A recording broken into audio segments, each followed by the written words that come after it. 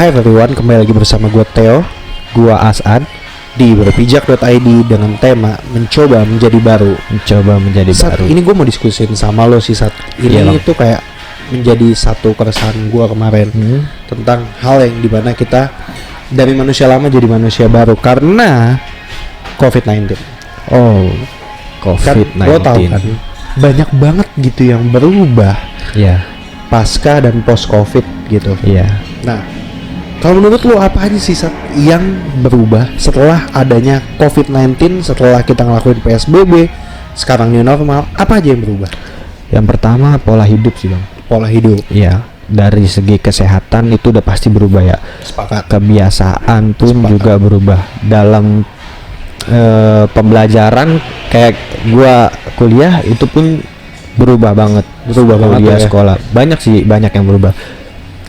Kayak kalau misal dari kuliah kita contohkan sebelumnya kita misalkan sebelum ada yang COVID ya, kita kuliah datang ke kampus dengerin teman presentasi atau kita presentasi dengerin dosen jelasin. Sekarang metodenya berubah jadi di rumah, yang dimana kita sambil tidur pun bisa gitu kan, sambil makan bisa, dan menurut gua itu hal yang baru dan belum terbiasa buat kita, jadi ya harus dibiasakan.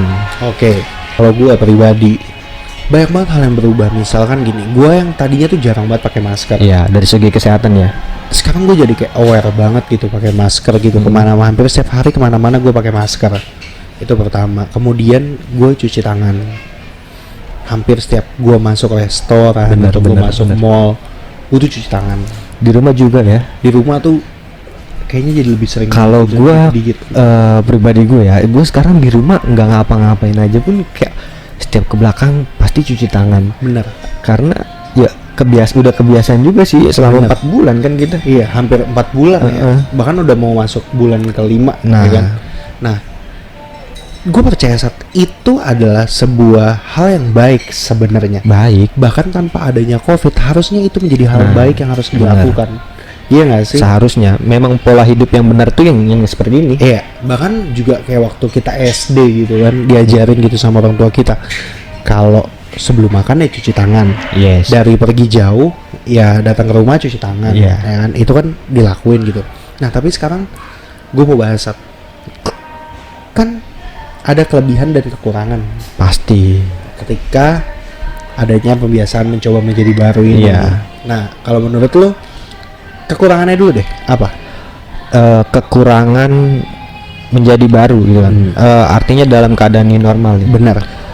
Kekurangannya mungkin buat orang-orang yang masih nganggap nggak peduli gitu.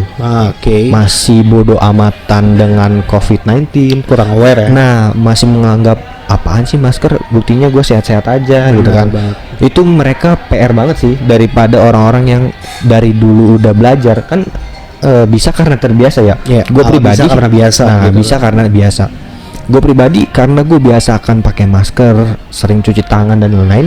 Sekarang udah nggak kaget lagi gitu, udah menjadi hal yang biasa dan itu yang benar.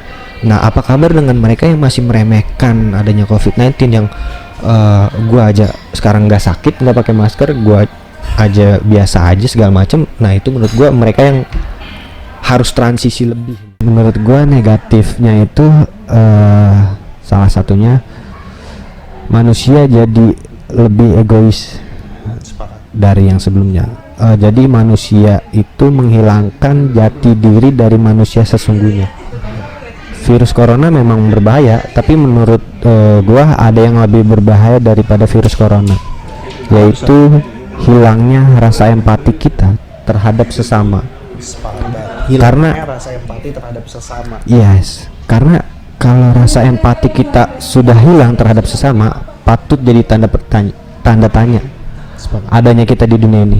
Bener banget. Karena salah satu tujuan diciptakannya kita di dunia ini adalah untuk membantu orang lain, dan tujuannya diciptakan orang lain itu untuk membantu kita. Makanya dikatakan manusia adalah makhluk sosial, saling ngebantu ya. Nah, sekarang kayak manusia jadi melupakan hal itu. Yang penting dirinya sehat, yang penting dirinya bisa hidup.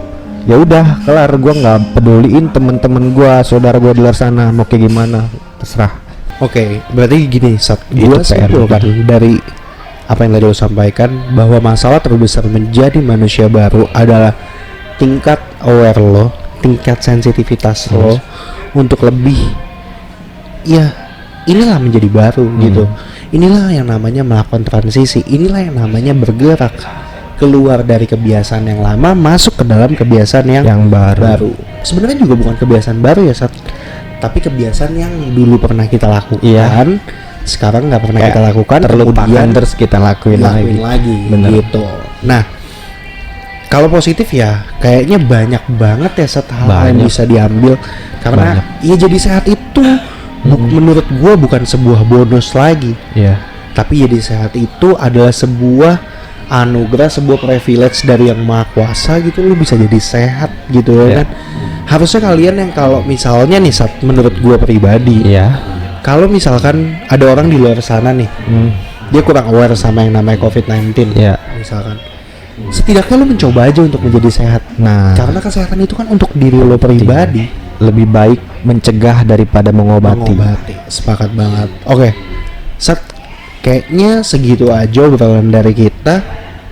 Kesimpulan hari ini adalah mencoba menjadi baru berarti meningkatkan awareness lo, meningkatkan sikap peduli lo, meningkatkan hidup lo untuk keluar dari kebiasaan yang lama menuju kebiasaan yang baru demi menjadi manusia yang baru. Oke, sekian konten dari kita. Sampai jumpa minggu depan di berpijak.id.